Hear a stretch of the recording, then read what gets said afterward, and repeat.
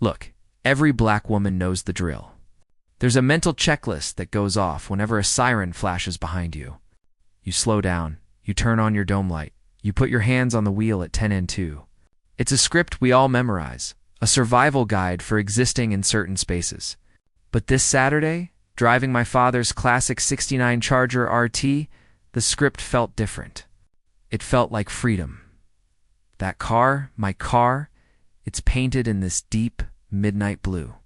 It's loud, it's beautiful, and it's worth more than I let myself think about sometimes.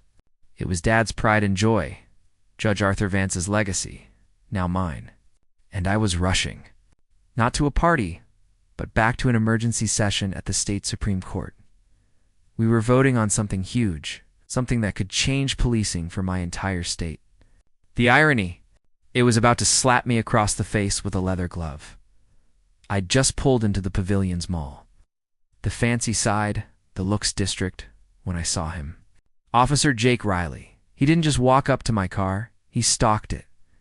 His hand was already hovering over his holster before he even spoke. I'm thinking, okay, registration check, let's be quick. But that wasn't it. Step away from the vehicle now. Keys on the roof. His voice was this low, gravelly command. I know you didn't buy this car. Felt the heat rise up my neck. The immediate raw assumption. He didn't see a woman who put herself through law school and climbed every rung of the judicial ladder. He saw a black woman, alone, in a car that didn't match her. In his mind, the math was simple. Black plus expensive classic car equals theft.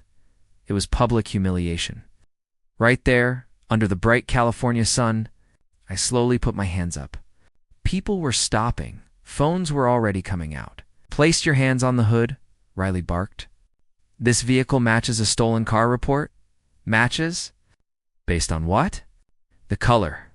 I placed my palms against the warm metal of my father's Charger, and that's when I heard the low, urgent buzz of my phone in my blazer pocket. Chief Justice Margaret Thompson. Calling, I couldn't answer. My hands were planted on the hood of the car my father taught me to drive in. Every minute I spent here handcuffed to this officer's ignorance was a minute that massive landmark civil rights case was moving forward without the crucial swing vote. My vote. Riley, circling me like a hungry coyote, leaned in. Let's be real, lady. That Charger? It's worth more than you pull in 5 years. We can start with the truth, or we can start with the cuffs. He wanted a confession.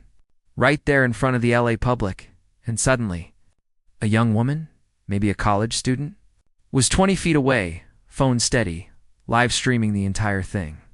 Bless her heart. I saw the viewer count climbing, 800, 1,500, 4,000. The comments were probably a wildfire. And Riley was pouring gas on it. Officer, I said, my voice as level as I could manage, I can explain everything. The registration is in my briefcase, on the passenger seat. No, ma'am, he cut me off, dismissive. You'll explain to the detectives. I need to see registration, insurance, and proof of purchase for this vehicle now. The absurdity of it all was overwhelming.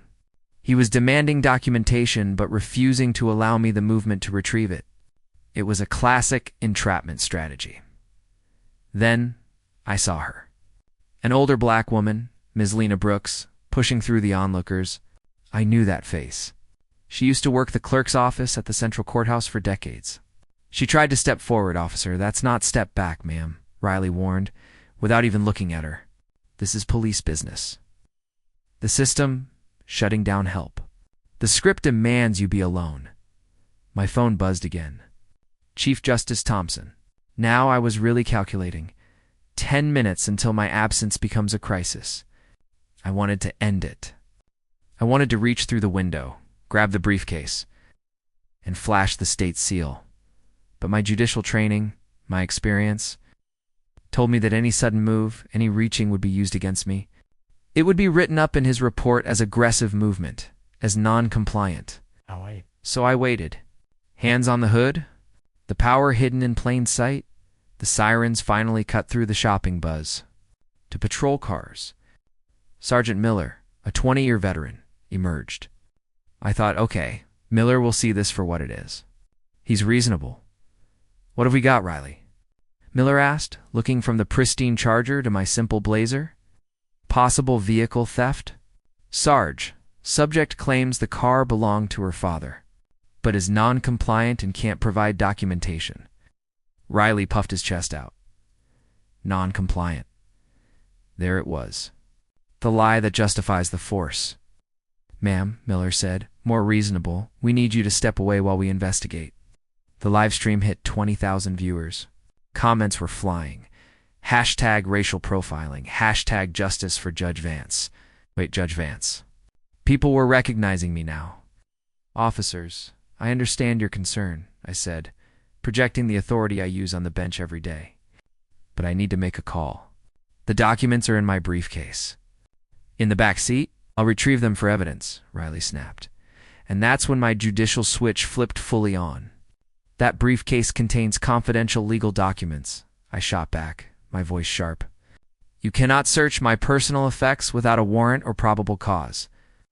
I am invoking my Fourth Amendment rights. Riley just smiled, cold and theatrical for the cameras. Probable cause? How about suspected vehicle theft? It was a sick game and he was winning on the street level, but he had no idea what game he was really playing. I closed my eyes for a second. The clock was ticking. I could hear Ms. Lena Brooks, bless her soul, yelling from the crowd, "That woman is Judge Eleanor Vance." Her father was Judge Arthur Vance. He drove that exact car, but the officers ignored her. The system was designed to ignore the truth until it was forced to see it. Ma'am, you're under arrest for failure to provide identification and obstruction of justice, Riley announced. Producing the handcuffs. Obstruction. The word that seals the fate. My father's voice, quiet and strong, echoed in my mind. Sometimes the law fails us. Baby girl, but we never fail the law. I slowly turned, keeping my dignity intact. Then the radio crackled with a new urgency. Dispatch. All units be advised. Central Court Security reports Judge Eleanor Vance is missing from the emergency session. All patrol units should be alert for possible emergencies or kidnapping. Asterisk. Riley froze, the handcuffs dangling. Unit 23, Miller cut in. Can you provide a description? The dispatcher rattled it off. African-American female. 40s, jeans and dark blazer. Driving a blue 1969 Dodge Charger RT. License plate JRV1969. Miller stared at my car. JRV1969. Judge Arthur Vance. 1969. The pieces clicked. Miller had testified in my courtroom dozens of times. Without the robes, he hadn't seen me. But the car, the plate, the missing judge. Riley's face went from smug confidence to ashdod. My phone rang again. Chief Justice Margaret Thompson. My vote was needed right now. The irony was absolutely perfect. Officers, I said, my voice shifting. It wasn't the voice of a suspect anymore. It was the voice that commanded courtrooms for 15 years. I am going to reach for my identification now. You can watch my hands. This ends here. Miller gave Riley a firm command. Letter, Tom. Step back. The crowd held its breath. 50,000 viewers watched Chloe's live stream. I reached for the portfolio, pulled it out, and flipped it open. Inside, nestled against my legal briefs, was the judicial ID card, bearing the state seal of the Court of Appeals. Officer Riley, I said, looking him straight in the eye, noting his badge number. I am Judge Eleanor Vance of the Court of Appeals, Criminal Division. The crowd erupted. Riley was frozen. The math in his head, black woman plus expensive car equals theft, had shattered. Dord. We had no idea, Miller stammered. Course you didn't, I replied, closing the portfolio with a deliberate snap. Because you saw a black woman with an expensive car and made assumptions based on prejudice, not evidence. I didn't stop there. I pulled out a small digital recorder from my blazer. Understand this, officers. I have been documenting this entire encounter for potential legal proceedings, as is my right. Then came the final devastating blow. I held up my judicial briefing pack. The emergency judicial conference I missed today? We were voting on case number 2024 CR8847.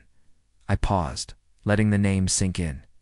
Your federal civil rights lawsuit, Officer Riley, filed by Ms. Andrea Sanchez, alleged you profiled her during a traffic stop 18 months ago. Same shopping district. Same assumptions. Same pattern of behavior. Riley's face was pure white. The judge he had just profiled held his entire professional future in her hands. I cited the statistics how his precinct has a 23% higher stop rate for black drivers, how his personal misconduct had already cost the city's insurance carrier over $300,000 in settlements, and then I laid down the terms. Officer Riley, you have 60 seconds to choose. Your decision will determine not only your career, but the trajectory of police reform in this county. I laid out the three options: suspension and criminal charges, or immediate retirement. And the third, voluntary demotion, 200 hours of intensive bias training, and a mandatory role serving as a public advocate and case study for police reform. Riley looked at the cuffs in his hand. He looked at the cameras. He looked at the wreckage of his certainty. I choose. Option 3, he whispered, his voice cracking. The demotion, the training. I'll testify about what I did wrong. A ripple of surprise went through the crowd. I simply nodded. Accountability. That was the victory. I retrieved my judicial robe from the back seat, the final symbol. I held the black fabric up for the cameras. When you profiled me today, you didn't just profile Eleanor Vance. You profiled the justice system itself. You profiled the constitutional principles we all swore to defend.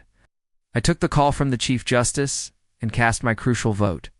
The reforms were passed, and thanks to Officer Riley's forced accountability, I personally drafted the Memorandum of Understanding that mandated body cameras, civilian oversight, and quarterly bias training across the entire department. The Charger, RT, plate JRV1969, still sits in my driveway. Every time I drive it to the courthouse, I remember the lesson. Justice achieved through education is justice that endures, and that's the real story of how a 20-minute traffic stop turned into nationwide reform. But here's the thing I want to know from all of you in the comments. Did Officer Riley deserve option 3, the chance at redemption through service? Or should he have faced option 1, immediate criminal charges, regardless of the reform it spurred? Is accountability about punishment, or is it about creating systemic change? Tell me what you think. Have you ever been judged by the color of your skin, or the car you drive, or the job you hold? Share your story. Hit that subscribe button and the notification bell, because we're here to share the real stories, the black stories, the untold stories that transform systems from within. Let's keep this conversation going. Your voice matters.